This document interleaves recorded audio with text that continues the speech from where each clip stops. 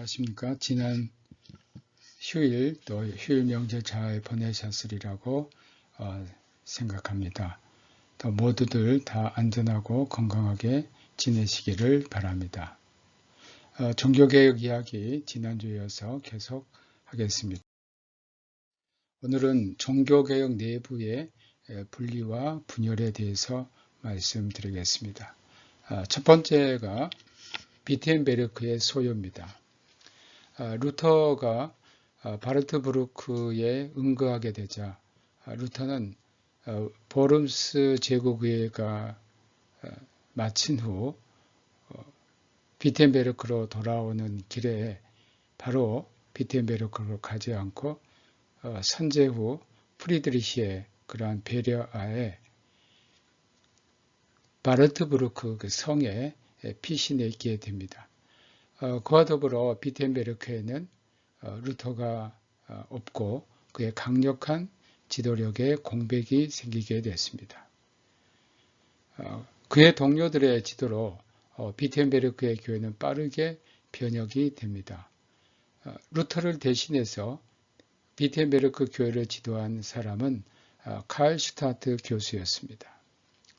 루터의 열렬한 동료 수도사인 가브리엘 스빌링은 1521년 10월 미사를 비난하고 성직자 서약의 철폐를 촉구했습니다. 그는 특별히 비텐베르크의 어거스틴 파스토원에서 많은 추종자들을 얻었습니다. 다수의 수도사들은 직책을 버렸고 스빌링은 열성적으로 성상을 공격했습니다. 1521년 성탄절 때 칼 슈타트는 성교회에서 사제복, 희생 미사의 헌물, 떡의 봉헌 없이 그리고 평신도에게 잔을 주고 성찬식을 거행했습니다. 그는 비밀 참회와 금식도 폐기해 버렸습니다. 또한 칼 슈타트는 모든 성직자가 결혼해야 한다고 가르쳤고 1522년 1월에는 자신이 설선하여 결혼을 합니다. 그는 공예배에서 성화, 또 오르간, 그레고리안 성가, 그레고리안 찬트의 사용을 반대했습니다. 칼 슈타트라 불리우는 안드레아스 보덴슈타인은 시민 계급 가문에서 태어났습니다. 그의 출생연도는 정확하지 않지만 1480년으로 알려져 있습니다. 루터보다 3년 먼저 태어났습니다. 에어프루트 대학과 쾰른 대학에서 공부한 후에 1504년부터 비텐베르크에서 가르쳤습니다. 루터가 1513년부터 가르쳤으니 루터보다 훨씬 먼저 비텐베르크 대학 교수로 왔고 비텐베르크 대학은 1502년에 설립이 된 대학입니다. 또 1512년 루터의 박사학위 지도 교수였습니다. 아퀴나스 신학의 영향을 받은 칼 슈타트는 루터를 통해 1517년부터 어거스틴의 신학적인 입장에 서게 되고 루터의 협조자가 되었습니다. 비텐베르크의 서요 이후에 칼 슈타트는 1523년 오를라 민대에서 목사로 일했습니다. 그리고 여기에서 또 유아세례에 반대하는 글을 썼습니다. 그러나 농민전쟁 때는 그 폭력에 대해서는 거리를 두었고 거기에 참여하지는 않았습니다. 1529년 작센에서 키일로 추방되었고 그곳에서 제세례파의 설교자인 멜히오르 호프만을 만났습니다. 그리고 1530년부터는 스위스 쥐리히의 스빙글리에서 지내다가 바젤에서 신학 교수로 세상을 떠났습니다. 칼 슈타트의 급진적인 개혁은 축자적인 성서 해석에 근거합니다. 그는 십계명은 의식적이고 율법적인 규정들이 엄수되어야 함을 담고 있다고 했습니다. 예를 들면 우상 숭배 금지, 또 안식일 성수 계명입니다. 그는 성만찬에서 떡과 포도주 그 요소에 있는 그리스도의 현존에 대한 강한 의의를 제기했습니다. 그는 네덜란드의 인문주의자인 훈의 그리스도와 제정하신 말씀의 상징적인 의미를 받아들였습니다. 즉 떡과 포도주는 그리스도의 몸과 피를 상징한다는 것이지, 루터가 말한 것처럼 떡과 포도주에 그리스도의 몸이 현재적으로 그곳에 존재한다는 것을 그는 부정했습니다. 그는 성찬은 성령님으로부터 인도함을 받게 되는 내적인 해상의 만찬이라고 했는데, 이것은 신비주의의 영향을 받은 겁니다. 또한 믿는 사람들에게도 율법은 의미가 있다고 했습니다. 율법 폐기론자는 아니고 그 믿는 사람들은 율법을 지켜야 된다.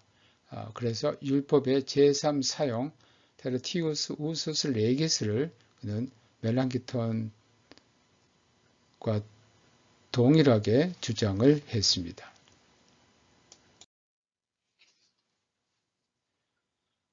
칼슈타트의 지도 아래 비텐베르크 시당국은 오랜 종교적 형제단들을 회치하고 재산을 몰수했습니다.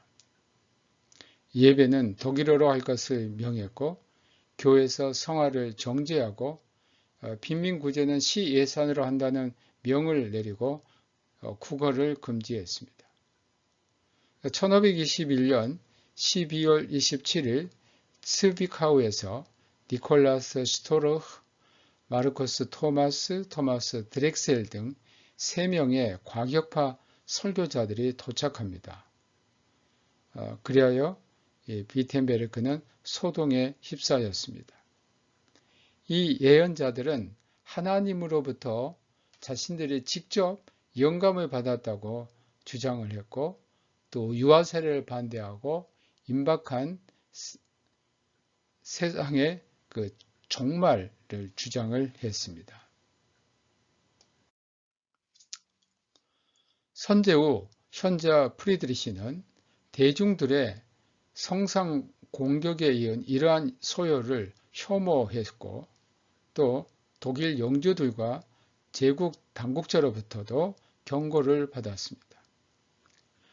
그리하여 시 정부는 루터의 귀환을 호소했습니다. 그러나 선제후는 정치적 고려에서 명목상으로 그가 돌아오는 것을 반대했습니다. 왜냐하면 루터가 돌아오게 되면 그의 신변에도 물론 문제도 있으려니와 여러 가지 정치적인 고려를 해볼 때 아직은 루터가 공개적으로 등장하는 것이 시기상조다라고 생각했던 겁니다. 선제후의 이러한 부탁에도 불구하고 선제후는 루터에게 돌아오지 말라고 했는데 1522년 3월 6일 혼자서 비텐베르크에 잠입하게 됩니다.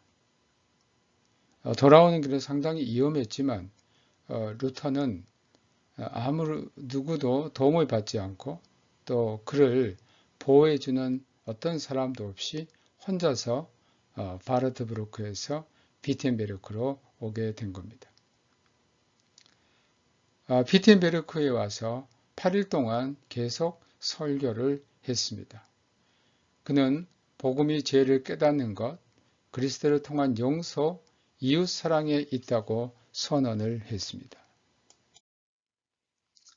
루터는 이 비텐베르크의 소동을 잘 수습했고, 칼슈타트는 모든 영향력을 잃고 비텐베르크를 떠났습니다. 당분간 많은 변화들이 취소되었고 옛 예배 의식도 거의 회복이 되었습니다. 루터는 이런 점에서는 결정적으로 보수적인 태도를 보여주었습니다. 그는 교황청을 반대했을 뿐만 아니라 그가 생각하기에 너무 급진적으로 변화를 일으키려는 혁명파도 반대했습니다. 이러한 종교개혁 진영 안에서 과격항이라는 운동이 일어나게 되자 종교개혁 세력 자체가 분리되기 시작했습니다.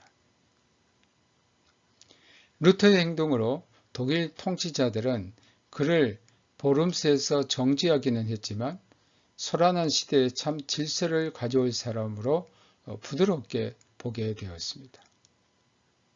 특별히 그는 선제 후 프리드리히의 호의를 계속해서 받았습니다. 아마 선제 후에 이러한 보호와 호의가 없었더라면 루터의 이념은 당장이라도 재빨리 격퇴당했을 것입니다. 두 번째는 종교개혁의 확산과 예배와 사회 질서를 위한 저술입니다. 그동안 황제는 이탈리아 지배를 놓고 프랑스와 전쟁을 벌이고 있었습니다. 이로 인해 황제는 1521년부터 1530년까지 독일을 떠나 있었습니다. 그래서 황제 쪽에서 종교개혁에 대한 효과적인 간섭이 불가능했습니다. 그리고 교황 레오 10세는 1521년 12월에 사망합니다. 새로 교황에 오른 사람은 찰스 5세의 오랜 가정교사였던 하드리아누스 6세였습니다. 그는 엄격한 중세적 정통의 사람이었으나 교황청의 도덕적, 행정적 개혁의 필요성을 충분히 인식하고 있었습니다. 그는 교황청에서 20개월 동안 악패들을 막기 위해 노력했으나 헛수고였습니다. 그는 루터의 이단적 운동이 하나님의 심판이라고 믿었습니다. 작센뿐만 아니라 독일 여러 도시에서 루터에 대한 동조가 삽시간에 퍼지게 되었습니다. 1522년 11월 교황 하드리아누스는 교회 행정에서 많은 것이 잘못되었다는 것을 인정하였습니다. 또 니른베르크 제국의회 앞으로 보름스 칙령의 실행을 요구하는 서면 브레베와 함께 사절을 보냈습니다. 제국의회는 칙령 집행이 불가능하다고 했습니다. 제국의회는 1년 이내에 독일 안에서 교회 개혁 공의회 소집을 요청했고 의회 기간 내에 오직 참되고 순수하고 진정하고 거룩한 복음만이 설교되어야 한다고 주장을 했습니다. 이처럼 독일에서는 교황의 학정에 대한 오랜 불평이 제국의회에 의해서 다시 터져 나오게 되었습니다.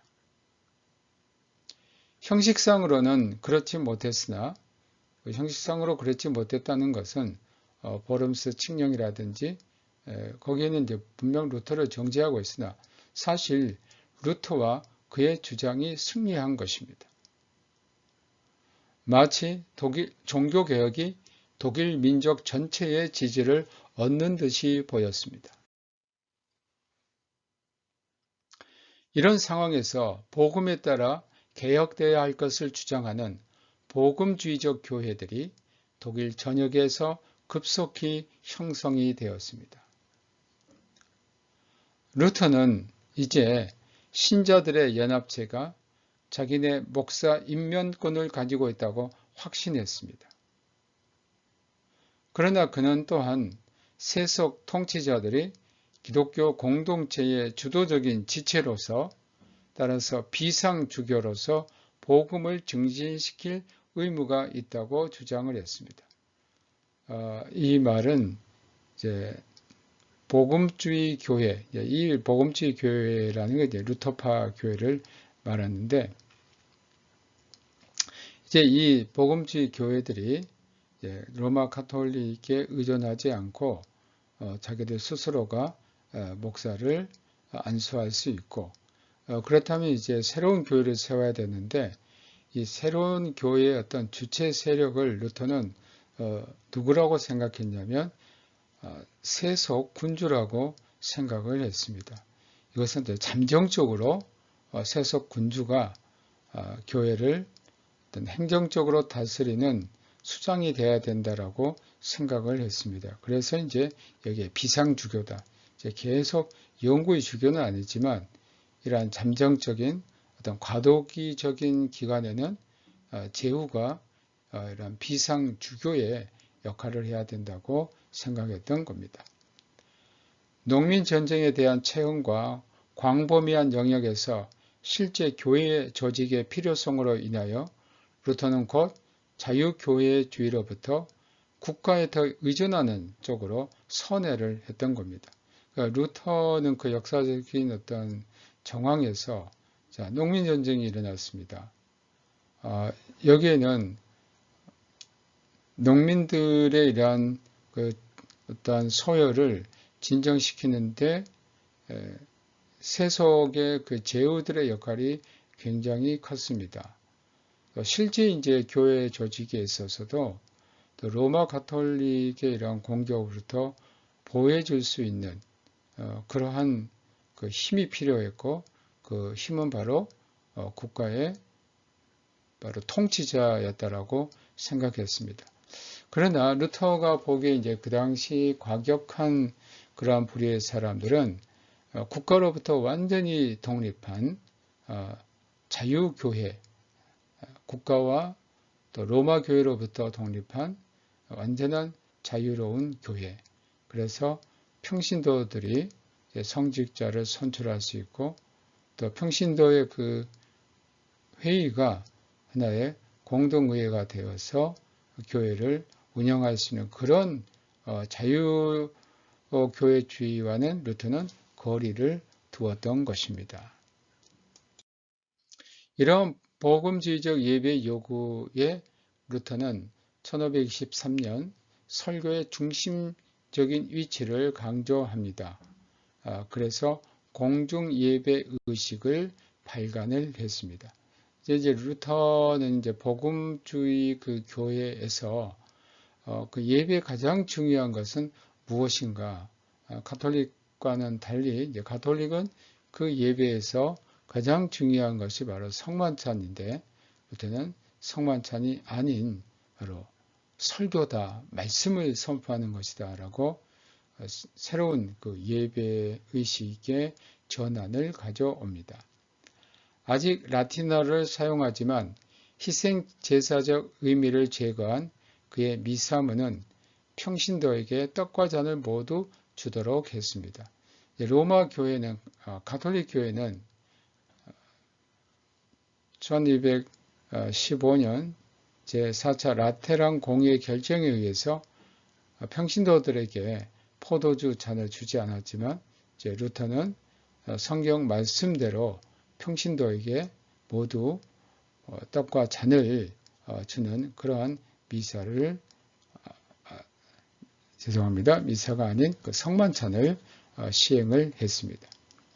또 예배자들이 대중 찬송 부르는 것을 권장했고, 또 자신도 찬송을 작곡했습니다. 루터가 찬송을 작곡 작사한 것 가운데 가장 유명한 그 찬송이 내 주는 강한 성이요입니다. 그것은 시편 46편을 텍스트로 해서 가사를 지었고, 또 루터가 작곡을 했습니다. 또 세례의식을 위한 독일어 세례서를 출판합니다. 이전까지는 라틴어로 세례를 집행했지만 이제는 독일어로 세례를 집례하게 됩니다.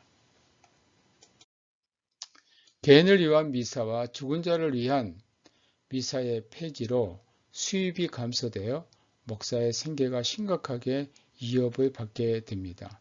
이런 미사의 특히 개인 미사 또 죽은 자를 위한 그 미사는 성직자들에게 좋은 수입원이었는데 이제 이런 것들을 루터는 다 없앴습니다. 개인을 위한 미사라는 것은 한 개인을 전체 공동체가 아닌 한 개인을 위해서 신부가 드릴 수 있는 미사고 또 죽은 자를 위한 이러한 미사 이런 모든 것들이 신부의 성직자의 수입과 연관이 되는데 루터 교회 복음 교회에서는 이것들이 다 폐지됨으로써 이제 문제는 목사의 그러한 생계가 위협을 받게 되었던 겁니다. 그래서 루터는 시의 공공기금으로 목사들에게 봉급을 주도록 했습니다. 루터는 하나님의 말씀이 중심적인 위치에 있는 한 예배의 세부 사항에서는 큰 자유가 허용되어 있다고 했습니다. 1526년 루터는 독일 미사를 발행했습니다. 루터는 주님의 성찬을 위한 그리스도인의 준비에서 개인 고백이 대단히 바람직하다고 보았습니다. 그러나 강제적인 것은 아니었습니다. 죄를 개인적으로 고백하는 것, 가톨릭이란 거의 그런 제도에 대해서는 루터가 긍정적으로 생각을 했고 또 자신은 죽을 때까지 이러한 개인 사적 고해를 했던 겁니다. 그의 원칙은 성경에 입에되지 않는 것은 성경적이라고 하는 것입니다. 그는 복장, 제단, 십자가 표시, 설명을 위한 성화의 사용 등과 같은 많은 전통적 관례를 사용했습니다. 그래서 루터는 교회 안에서 성상, 성화 이것들을 폐지하지 않았고 또 교회 안에 십자가를 건다든지 어떤 상징적인 그 표현들을 그러한 장식들을 루터는 그대로 보존해 두었습니다.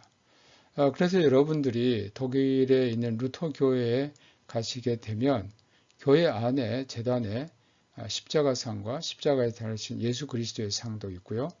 또 성화와 또 성상들이 있는 것을 볼 수 있을 것입니다.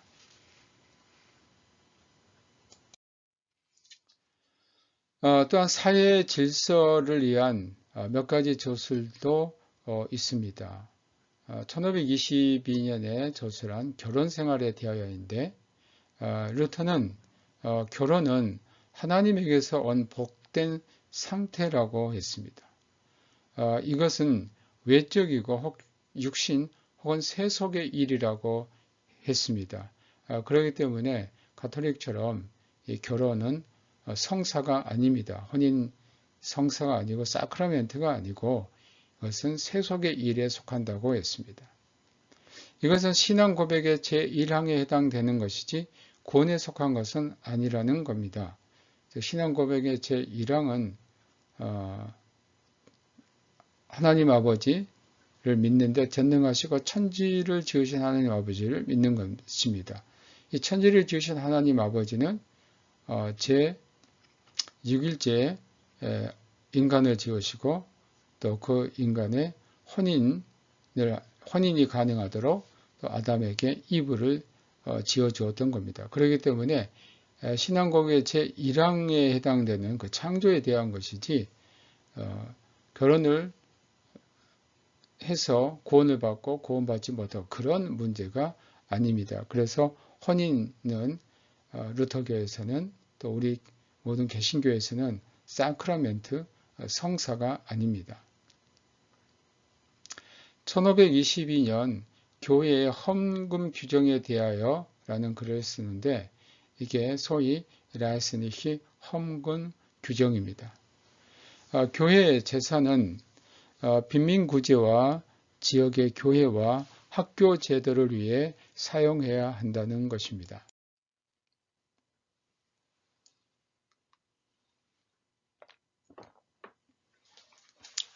1523년에 모든 교리를 판단하는 권한과 힘을 가진 그리스도교적인 모임이라는 그러한 책에서는 성서를 근간으로 한 새로운 교회를 규정했습니다. 개교의 권한은 교황과 주교의 직무보다 우선한다는 겁니다. 또 1523년 세속권위에 대하여 세속권위에 얼마만큼 순종하는 의무를 가졌는가라는 글입니다. Von Friedricher Obrigkeit wie weit man ihr Gehorsam schuldig sei라는 책인데 이 책이 나오게 된 그 배경은 1522년 9월에 루터의 독일어판 신약 성경이 출판되었습니다. 이제 신약 성경이 출판되어서 이제 각 나라에 퍼지게 됐는데 작센의 제후인 게오르크가 루터의 독일어판 신약 성서가 자기 나라에 판매되는 것을 금했습니다. 그러니까 하나님의 말씀인 성서가 그것도 이제 평신도들도 읽을 수 있는 이 성서가 게오르크가 다스리는 작센에서 금하게 되자 여러분 작센에는 작센 그 제후국과 또 작센 선제후국이 있습니다. 루터가 사는 곳은 바로 작센 선제후국이었고 작센 제후국은 또 다른 나라입니다. 작센의 제후국 게오르크는 사실 가톨릭을 신봉하는 사람이었습니다.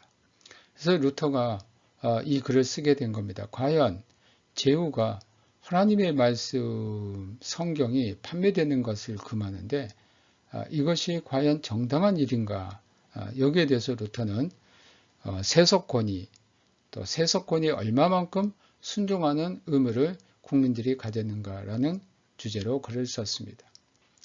루터의 그 정치에 대한 사상을 볼 수 있는 매우 중요한 책입니다.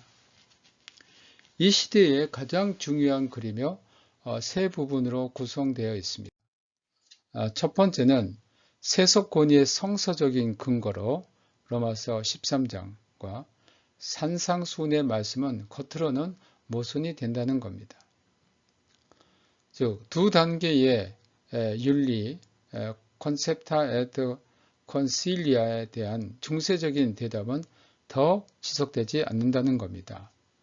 즉, 루터는 여기에서 하나님의 왕국과 세상 왕국, 또 하나님의 세상에 대한 통치와 영적인 통치를 구별했습니다. 이 두 단계의 윤리는 평신도들의 윤리와 성직자들의 윤리 이렇게 정해놓고 성직자들의 윤리였던 그 높은 수준을 평신도들은 도달할 수 없는 영역으로 이렇게 설정을 놓았던 겁니다. 루터는 검과 말씀, 그 검이라는 것은 이제 세속의 통치를 말하고요. 말씀은 하나님의 말씀이죠. 이 말씀이 하나님이 피조물을 다스리는 두 가지 도구라는 겁니다. 그러니까 세속의 통치도 하나님에게서 나왔고 또 하나님의 말씀을 가르치고 예비하는 교회도 하나님에게서 나왔습니다. 두 번째 부분에서는 세속 권위의 한계에 대해서 말합니다.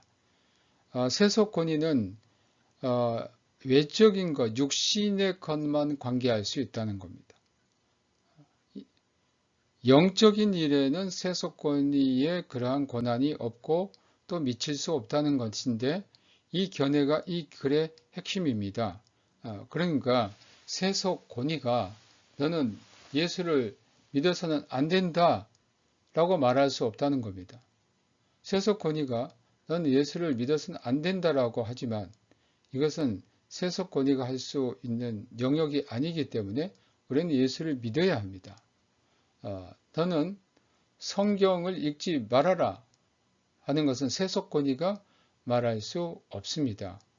그래서 이 견해가 이 글의 핵심을 이루고 있습니다. 그러니까 루터는 작센의 제후 게오르크가 루터의 성경을 판매하지 말라라고 금지 명령이 내리는데 그것은 게오르크의 권한이 아니라는 겁니다. 세 번째 내용은 군주들의 거울에 대한 것인데 그리스도교적인 통치에 대한 지침을 내린 겁니다. 즉 세속의 군주들이 어떻게 통치해야 하는가에 대한 지침입니다. 여기에는 소위 정당한 전쟁에 대한 원칙들이 있고요. 그 다음에는 1524년 상거래 행위와 고리대금에 관하여라는 책인데 이 책은 이제 루터의 그 경제 사상을 볼 수 있는 책입니다. 여기에 초기 자본주의적인 경제 양식에 대한 루터의 날카로운 비판이 있습니다. 루터에게서는 참된 경제 활동이란 인간이 정말 땀을 흘려서 일하고 그러한 것에서 얻어지는 그러한 그 재화가 참된 경제입니다. 그러니까 루터는 돈이 어떤 이자를 산출해서 재산을 증식한다든가 이런 것은 루터는 강하게 금지했고 또 이것을 죄라고 여겼던 겁니다. 왜냐하면 루터에게 있어서 강하게 그 영향을 끼친 것은 그 사회의 정황이라 할 수 있는데 루터가 태어나서 또 살았던 그 작센 선제국은 전통적인 농업 국가입니다. 그러나 또 우리가 재미있는 것은 칼빈은 어떤 자본을 증식해서 어떤 재화를 창출하는 것을 정죄하지는 않았습니다. 왜냐하면 칼빈이 활동했던 그 제네바시는 아주 그 유명한 상업 도시였기 때문에 또 상인들도 많이 있었고 이러한 그 상황이 그들이 살고 있었던 상황이 다르기 때문에 또한 경제에 대한 어떤 관점도 달랐던 것입니다. 그러나 여하튼 루터는 이 자본주의에 대해서 굉장히 비판을 했습니다. 그 비판의 신학적 핵심은 모든 것을 자신만을 소유하고자 하는 인간의 욕망이 그 자본주의 안에 있다라고 보았던 것입니다. 1524년 그리스도교 학교를 세우고 보존해야 하는 시의원들에게라는 글입니다. An den Ratsherren, dass sie christliche Schulen aufrichten und erhalten sollen. 책 이름이 상당히 깁니다. 이 글은 인문주의 정신에서 온 광신주의를 대항하는 종교개혁적인 프로그램입니다. 그러니까 루터는 이 인문주의적인 교육을 매우 중시 여겼습니다. 당시 그 과격한 그 광신주의자들을 보면 세속의 이러한 교육에 대해서 경시하는 태도가 여실히 드러났고 루터는 무엇보다도 이러한 인문주의적인 교육이 밑받침돼야 된다라고 강력하게 주장을 했던 겁니다. 세 번째는 이제 종교개혁 내부의 그 분열입니다. 첫 번째 제가 이제 말씀드렸던 것은 비테메르크 내에서 어떤 소요가 일어난 것이고, 이제 종교개혁 그 내부에 이제 그 당시 종교개혁을 루터만 한 것이 아니고 또 스위스에서도 하고 독일 여러 지역에 이제 종교개혁이 일어나게 되는데 이러한 종교개혁 내부의 어떤 분열이 등장하게 됩니다. 보름스의 다음에 종교개혁은 독일 거의 모든 지역, 특히 모든 도시에 퍼지게 됩니다. 이 기간 동안 모든 혁명적인 것은 혁명 세력과 가톨릭 대적자들 모두에 의해 바로 루터파를 의미했습니다. 그러나 초기 복음주의 운동은 동질적인 것이 아닙니다.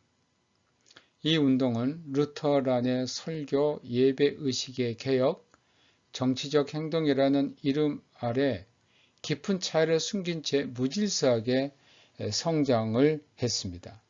그러니까 그 종교개혁이라는 것이 물론 루터라는 그 이름하에 인식이 됐지만 그 안에는 굉장히 다양한 아주 과격한 측면도 있고 보수적인 측면도 있고 또 뭐 중도적인 측면도 있고 이제 이러한 여러 가지 성향들이 이 안에 있었다는 겁니다. 그 결과 종교개혁은 제한되었고 루터는 민족의 지도자라기보다는 한 당파로 전락했습니다.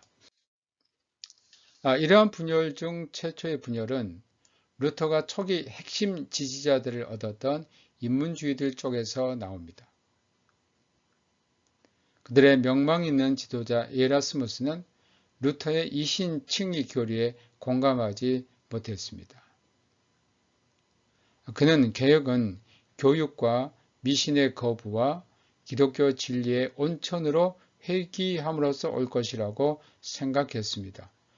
그래서 에라스무스가 했던 가장 큰 업적 가운데 하나는 무엇인가? 그는 그리스어 성서, 그 헬라어 성서를 편집한 겁니다.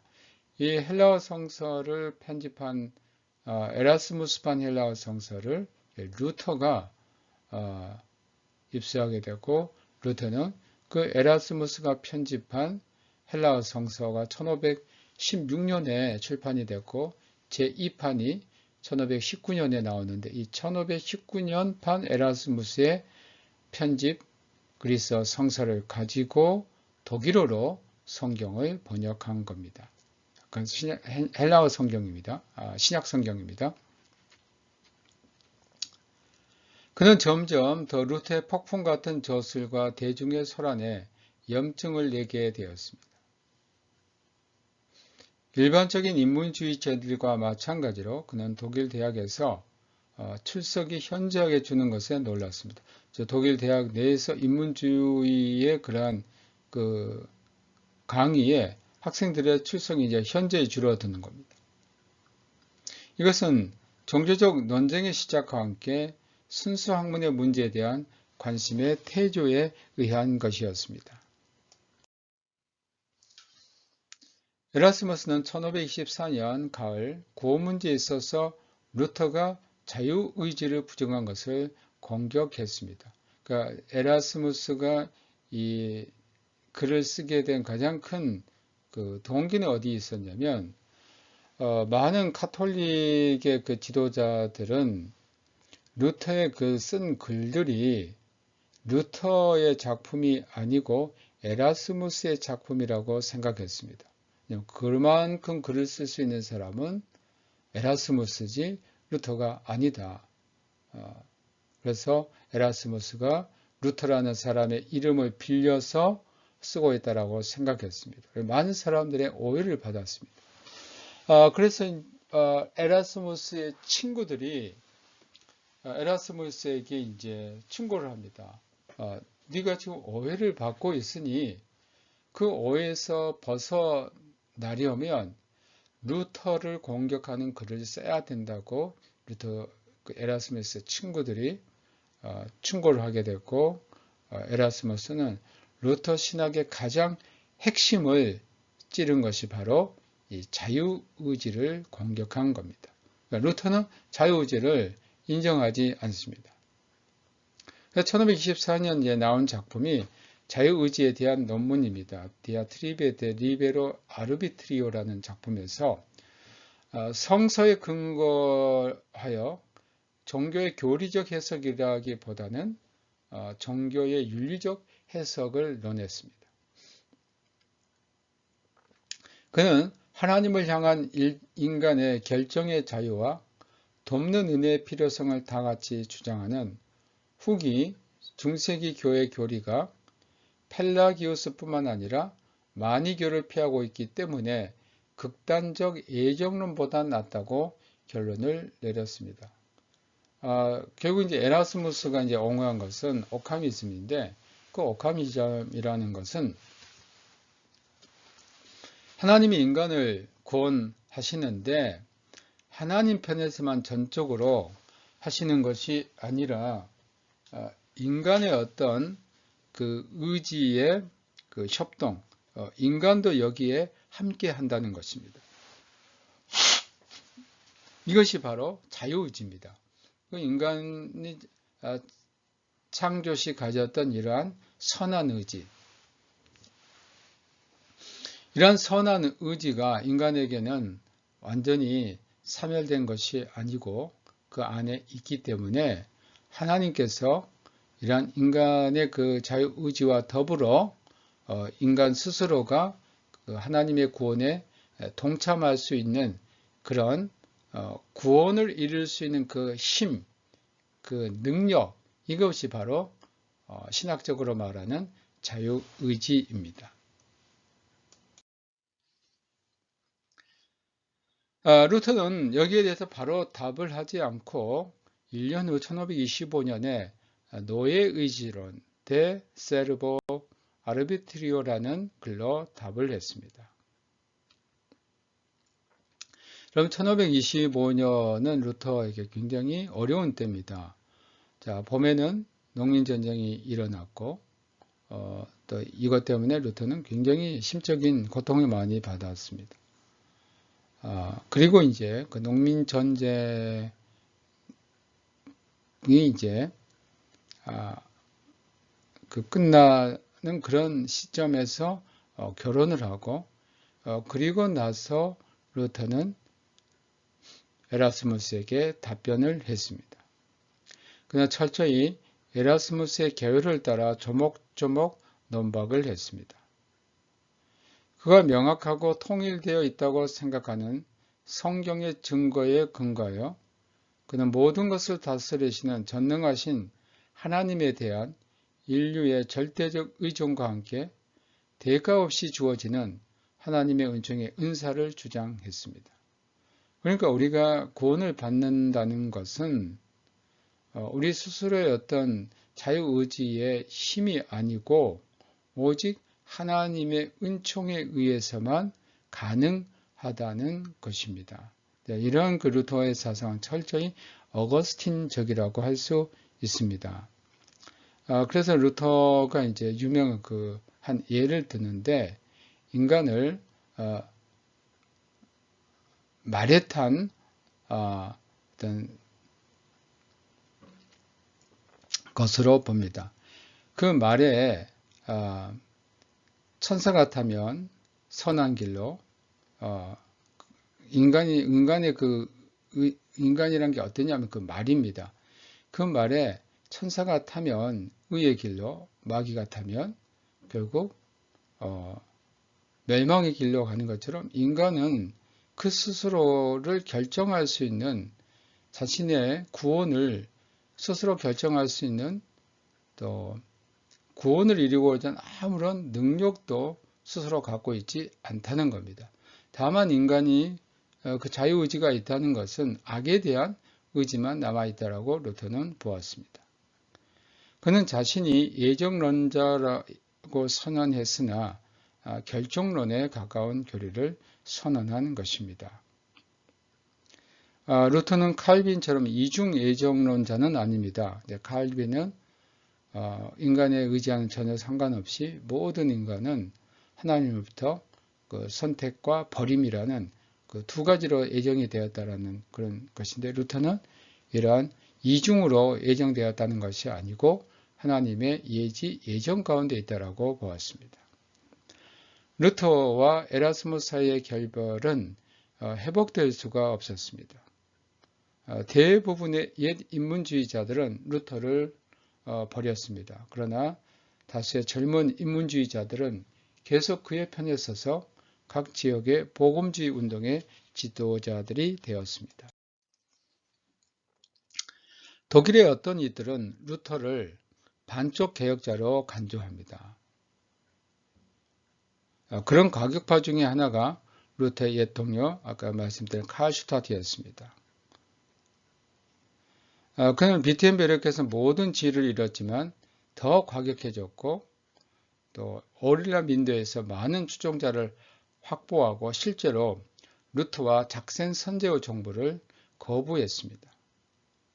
그는 교육의 가치를 거부하고 농부 차림으로 농부와 함께 살았고 성상을 파괴하고 성찬에서 그리스도의 육체적 임재를 거부했습니다. 훨씬 더 과격한 이는 토마스 뮌처였습니다. 그는 로마 가톨릭과 루터를 성서의 문자에 맹목적으로 의존함으로써 내적 말씀을 누르는 서기관이라고 비난했습니다. 내적 말씀이라는 것은 매우 신비주의적인 그 용어인데 인간 안에 이미 하나님의 말씀이 존재하고 있다는 것이고 이 하나님의 말씀을 발견하게 된다는 것입니다. 전에 가톨릭 사제였던 그는 성서 교회 교부들, 독일 신비주의자들을 광범위하게 연구했는데 초기에는 루터의 추종자였습니다. 초기에는 이제 루터를 따랐고 또 루터가 토마스 민츠에게 오르라 민드에서 목회할 수 있는 길을 열어주었습니다. 1521년, 22년 사이에 그는 처음에는 츠비카우에서 다음에 보헤미아에서 열렬한 복음주의적 설교자로 일했습니다. 거기서 그는 교회가 오래전에 학자와 사제의 배신으로 그 순수성에서 타락했다는 확신 아래 새로운 사도적 교회를 세우기를 희망했습니다. 1523년 그는 알슈테트시에서 목사가 되어 거기서 복음을 해석해 주었고 루터의 견해와 정면으로 부딪히는 개혁 프로그램을 제시했습니다. 뮌체는 성서를 종교적 체험의 테스트에 복종시키는 철저한 영성주의를 주장했습니다.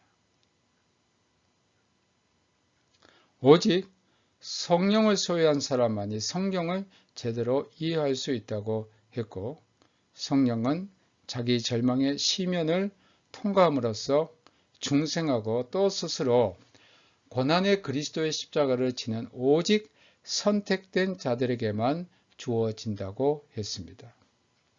따라서 성령의 내적 세례가 유일한 하나의 진정한 세례라는 겁니다. 그래서 그는 물을 통한 외적 세례는 필요하지 않다고 했습니다. 뮌체는 대단히 독창적인 인물입니다. 1523년 알슈테트에서 만든 잘 짜여진 예배 순서는 최초의 개신교 모국어 예배 의식이었습니다. 어떤 면에서 루터보다 더 먼저 독일어 예배 의식을 발행한 겁니다. 그는 저항하기 어려운 설교자로서 새로운 사회 정의와 사랑의 질서를 가져올 선택된 자의 언약 교회를 세우려고 분투했습니다. 그는 루터가 복음의 새로운 발견으로부터 도덕과 사회적 삶의 새로운 법을 추진하는 것을 거부한 데에서 그를 비텐베르크의 안이한 게으름뱅이라고 적대시했습니다. 필요하다면 사제와 영주의 불의를 타도하기 위해 피해 혁명도 불사한다고 주장을 했습니다. 때가 되어 그가 농민전쟁 때 지도자의 자리를 차지한 것은 놀라운 일이 아닙니다. 그러니까 농민전쟁이 이제 일어나게 되자 루터는 여기에 과감하게 참전을 하고 그 지도자가 됩니다. 루터는 이 농민전쟁이 일어나자 드디어 종말의 때가 이제 가까이 왔다고 보았고 새로운 여명의 시대가 왔다고 보았습니다. 그래서 하나님께서 이 농민들을 통해서 세상을 변혁시키고 이제 새로운 시대를 열 거라고 기대했던 것이죠. 루터는 뮌츠와 카슈타트와 같은 사람들을 광신주의자라고 부르면서 격렬하게 반대했습니다. 그들의 출현은 개혁 세력 내부에서 균열이 커져감을 의미했습니다. 훨씬 더 심각한 세 번째 분열은 농민전쟁입니다. 그것은 루터를 사회 모든 혁명 세력과 노골적인 갈등 관계로 이끌었고 대중 지도자로서 명성에 큰 타격을 주었습니다. 중세기 독일 농민은 점점 더 자유를 상실하고 계속되는 불안에 시달렸습니다. 특히 이후 스위스 농부의 보다 나은 생활에 불만을 품은 남부 지역의 그 독일 농민들이 심했습니다. 전통적 영적 권위에 대한 루터의 공격과 그리스도인의 자유와 하나님의 정의에 대한 복음적 설교가 농민 전쟁의 대의 명분에 기여를 했던 겁니다. 1524년 5월과 6월 남부 독일에서 시작한 폭동은 다음해 봄 빠르게 엄청난 세력으로 형성됩니다. 1525년 2월 슈바비안 농부들은 상당수의 가난한 부르주아와 장인들의 지지를 받아 12개 조항을 제시했습니다.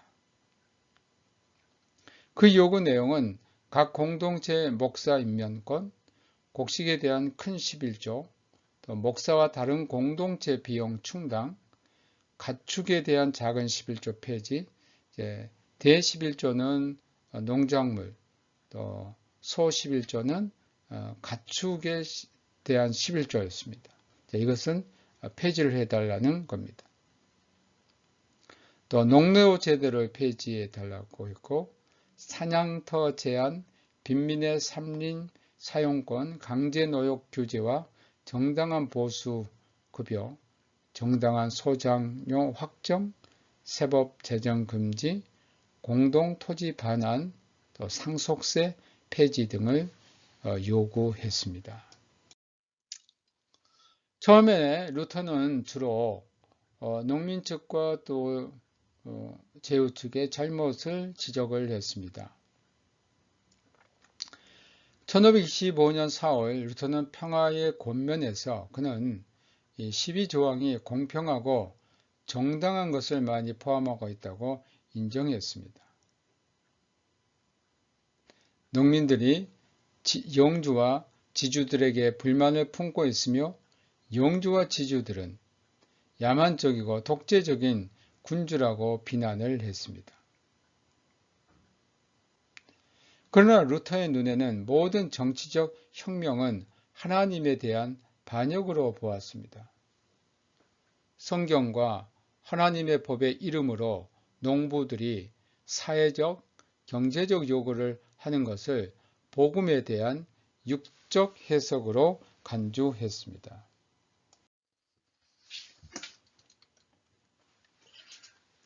농민들의 폭력과 무정부적 상태에 대해서 루터는 무장한 농민들에게 소책자를 내는데 그 제목이 강도와 살인 때 농부들에 반대하여입니다. 그러니까 이 책 제목을 보면 농민들이 뭐냐면 강도 또 살인 때입니다. 또 통치자들에게는 군대의 힘으로 진압하라고 촉구를 했습니다. 1525년 파비아 근처에서 제국 군대가 프랑스의 프란시스 1세를 격퇴하자 독일 용주들은 폭동을 진압할 수 있었습니다. 농민전쟁은 1525년 5월과 6월에 엄청난 피로 얼룩졌습니다. 루터가 모든 사태의 이데올로기적 지도자로 잘못 본 거고, 뮌체는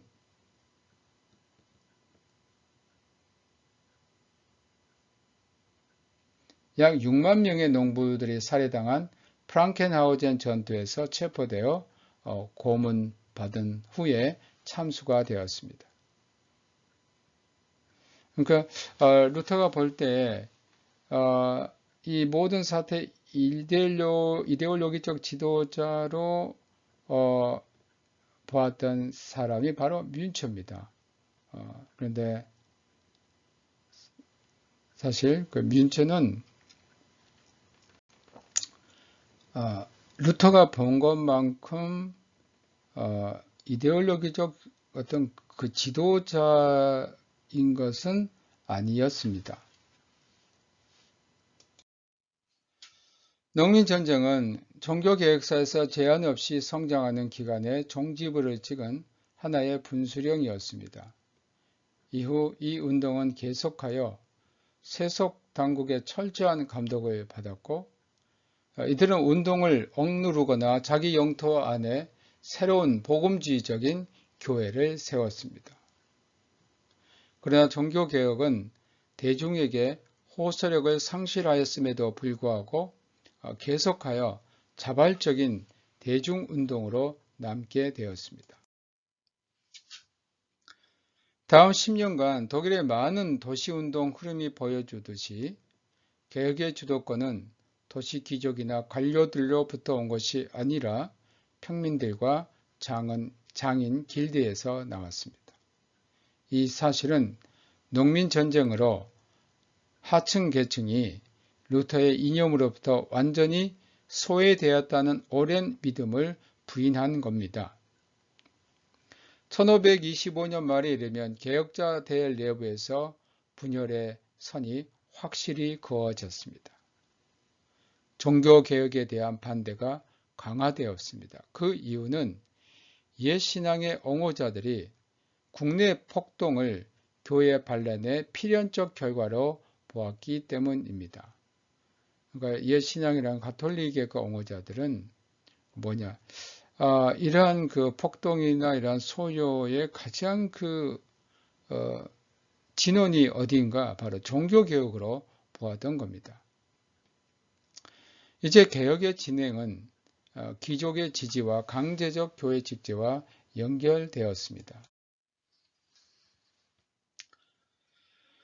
교황 하드리아누스의 후임자인 클레멘트 7세는 훌륭한 인물이었지만 종교 문제의 중요성에 대해 별 감각이 없었습니다.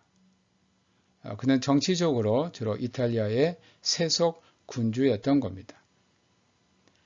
클레멘트 7세는 1524년 뉘른베르크 제국의회에 유능한 추기경 로렌조 캄페기오를 보냈습니다. 캄페기오는 제국의회에 별 영향력을 행사하지 못했습니다. 의회는 루터에 대한 보름스 칙령을 가능한 한 시행할 것을 약속한 데 그쳤습니다. 그리고 독일 국가 내의 공의회를 다음해 가을 슈파이어에서 열 것을 요구했습니다. 불참했던 황제는 이 집회를 좌절시키는 데 성공했습니다. 캄페기오는 의회 밖에서 더 성공을 거두었습니다.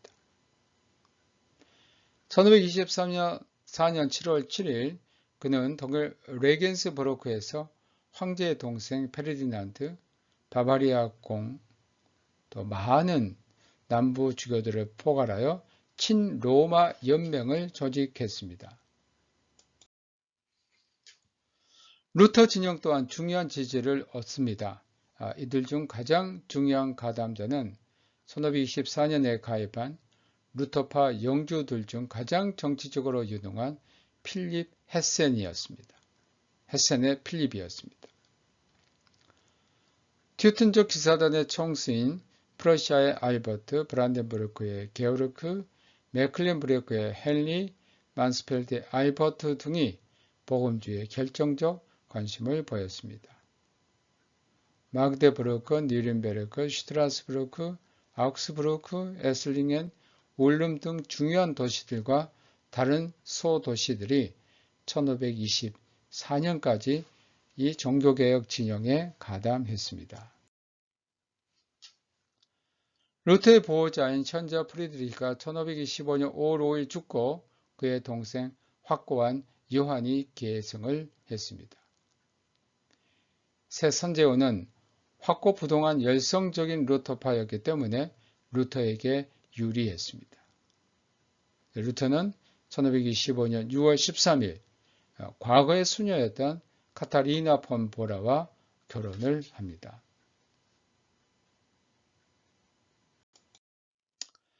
농민전쟁 진압 후 영주들과 도시들은 계속해서 독일의 실질 통치 세력이 되었습니다. 정치적 연합은 이제 종교개혁에 대한 찬성, 반대를 기준으로 형성이 되었습니다.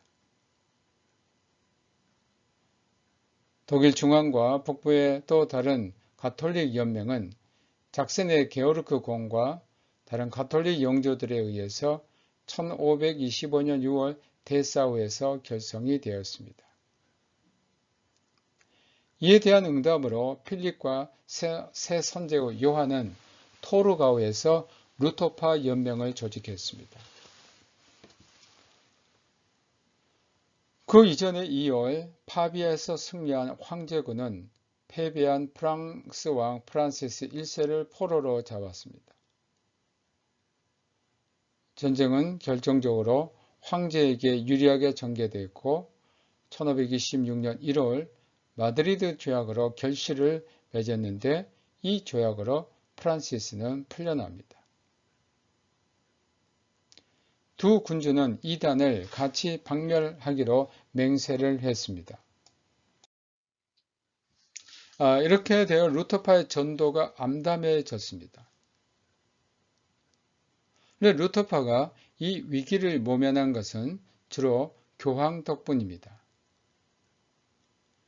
교인이라기보다는 이탈리아 군주인 교황 클레멘트 7세는 이탈리아에서 황제 세력의 확장에 당황을 했습니다. 그는 황제에 대항하는 이탈리아 연맹을 형성했고 프랑스 왕도 1526년에 여기에 가담을 했습니다. 프란시스 1세는 마드리드 조약을 폐기하고 이제 꼬냑 동맹은 황제에 대항하여 프랑스, 교황, 피렌체, 베네치아를 이제 가담하게 됩니다. 파비아의 결과는 수포로 돌아가는 듯 했습니다. 다시 전쟁이 일어날 판이었고 황제는 독일의 종교적 투쟁에 개입하기에 너무 분주했습니다.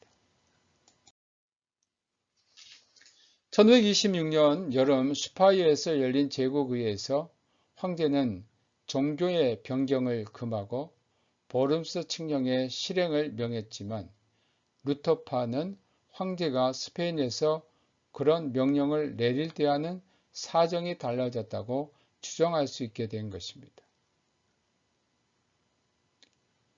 터키의 맹공격은 1526년 8월 29일 모하크에서 헝가리의 왕 루이스 2세를 참패시켰고 이에 따라 군사적 통일이 요청되었습니다. 참 재미있는 것은 루터파의 확장에 또 도움을 준 것은 바로 이슬람의 세력들입니다. 이제 이슬람이 계속 유럽을 공격하게 되면 또 독일 내에서는 가톨릭과 종교개혁 진영 간의 어떤 연대가 필요하기 때문에 황제는 루터파를 함부로 다룰 수 없었던 겁니다.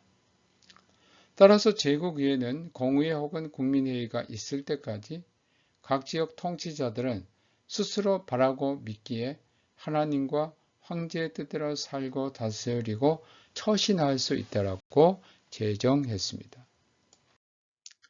이것은 단지 임시적 타협에 불과했으나 루터파 영주들과 도시들은 그것을 그들이 원하는 대로 교회 헌법을 제정할 완전한 법적 권리로 해석했습니다. 지역교회를 조직하기 위한 몇몇 조치들은 1526년에 의회 이전에도 취해졌습니다.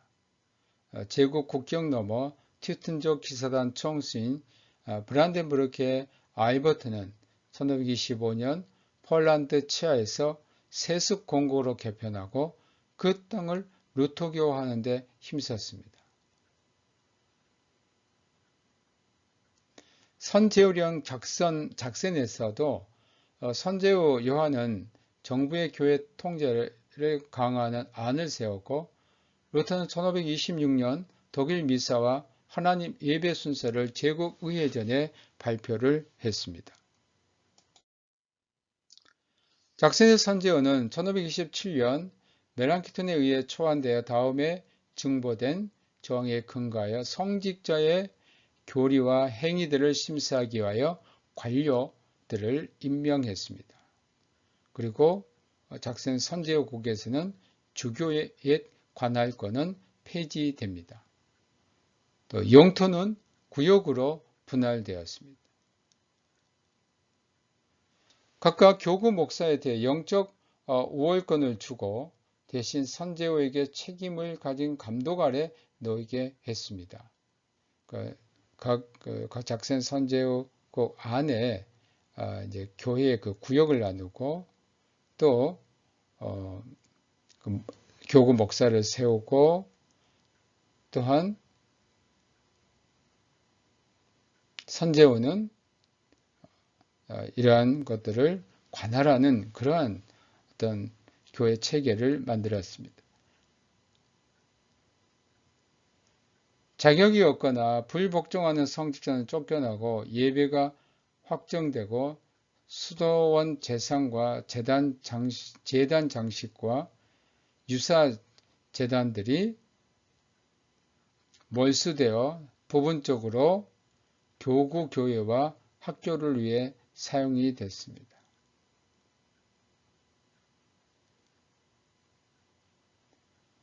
이러한 것들은 거의 선제후 금고로 들어갔습니다. 한마디로 선제후령 내에서 모든 구성원이 세례를 받은 루터 국교회가 옛 주교 통치 교회를 대체한 것입니다. 가톨릭의 그 주교가 통치하는 그 교회가 아니고 이제는 루터 교회가 국교회가 되어서 선제후령이 이제 선제후가 다스리는 그런 교회. 법적으로는 선제후가 다스리는 그 교회가 됩니다. 물론 성직자들은 있지만 법적으로는 이 교회의 어떤 수장을 법적으로 누구를 두었냐면 선제후가 있게 됩니다. 독일의 다른 복음지 지역들도 비슷하게 조직이 되었습니다. 10년의 혼란으로 엉망이 된 대중의 종교교육을 돕기 위하여 루터는 1529년 두 교리문답을 냅니다. 소교리문답, 또 소요리문답, 대요리문답 내는데 그중 소요리문답은 종교교육의 가장 귀한 기념물 중에 하나였습니다. 이러한 지역교회들의 발전은 유리한 정치적 환경 때문에 가능했습니다. 황제는 이탈리아 지배를 위해 큰 전쟁을 했고 그의 동생 페르디난드는 1527년 10월 3일 헝가리 왕이 된 이래 터키와 싸우고 있었습니다. 그래서 이들이 효과적으로 독일 문제에 개입하는 것이 불가능했던 겁니다. 1527년 5월 6일 많은 독일 군대를 포함한 황제군은 로마를 함락시키고 교황 클레멘트 7세를 상트 앙겔로 성에 가두고 도시를 노략했습니다. 1528년 전반부는 프랑스가 유리한 듯 했으나 그 해가 끝나기 전 황제군이 우세하게 됩니다. 교황은 1529년 6월 29일 바르셀로나에서 황제와 강화조약을 체결했고 또 프랑스는 다음해 8월 5일 깡불의 강화조약으로 전쟁을 포기했습니다. 1521년 이래 격렬했던 전쟁이 끝나고 찰스 5세는 그의 관심을 루터파 반란 진압에 돌릴 수 있었습니다. 공장령 작센에 관리인 오토 폰 파게 소가 영주 헤센의 필립과 선제후 작센의 요한은 가톨릭이 침공하는 줄로 생각했습니다. 필립은 꾸며진 음모에 대비하여 1528년 군대를 일으켰습니다. 그런데 팍이 정보의 근거로 삼은 편지가 이주된 것이 드러났고 팍 사건은 두 큰 교회 세력을 약화시켰습니다. 이런 상황에서 가톨릭 다수파는 1529년 2월 슈파이에에서 의회가 열렸을 때 루터파 혁신자들에게 적대적으로 나옵니다. 의회는 다수의 결정으로 더 이상 교회에 변화가 없을 것, 로마 교회 예배가 어디에서나 허용될 것, 모든 로마 당국과 종교적 종단이 이전의 권리와 재산과 수입을 회복할 것을 명했습니다. 이 1529년 2월 18일 제국의 결정은 루터교 지역교회의 실질적인 폐지를 의미했습니다. 이러한 입법을 물리칠 수 없게 되자, 왜냐하면 가톨릭파가 다수였기 때문에 의회에 참석한 루터파는 1529년 4월 19일 공식적인 항의에 들어갔습니다. 역사적으로 이 중요한 문서인 항의서 프로테스타치오로 인해 이들은 프로테스탄트로 불리게 되었습니다. 선제오령, 작선의 요한, 헤센의 필립, 르네부르크, 울름, 콘스탄스, 뉴른베르크, 린다우, 바이센부르크, 빈츠하임 등의 도시들이 이 항의서를 지지했습니다. 그러나 루터파의 전망은 암담했습니다. 연합 방어가 요구되자 헤센의 필립은 동맹 조직에 착수하게 됩니다. 이게 바로 이제 슈말칼덴 동맹이라는 것입니다. 이렇게 위급한 시점에서 종교개혁 운동은 작센과 스위스 개혁자들의 분리, 제세례파의 급성장에 의해서 위협을 받았던 것입니다. 네, 오늘 여기까지 시석을 마치겠습니다. 여러분 수고 많이 하셨고요. 다음 시간까지 건강하게 잘 계시기 바랍니다. 안녕히 계십시오.